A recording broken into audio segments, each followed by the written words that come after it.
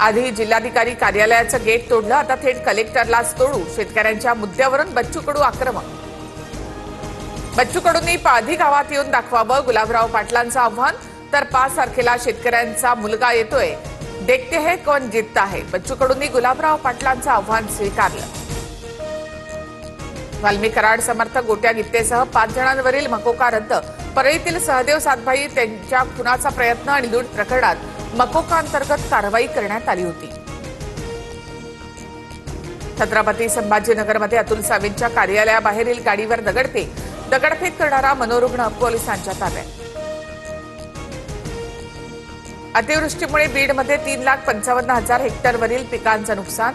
Soybean, कापूस, मूग, उडीद पाण्याखाली गेल्यामुळे शेतकऱ्यांना आर्थिक फटका. सरकारने तात्काळ मदत करावी, शेतकऱ्यांची मागणी. अमेरिकेच्या H-1B व्हिसासाठी आता $1,00,000 म्हणजे 88 लाख रुपये मोजावे लागणार. डोनाल्ड ट्रम्प यांच्या निर्णयामुळे भारतीयांच्या अडचणी वाढणार. एकूण H-1B व्हिसाधारकांपैकी 71% भारतीय असल्याची माहिती. महाराष्ट्रामधील जनतेच्या मनामनावर राज्य करणारं TV9 मराठी TRP मध्ये नंबर 1.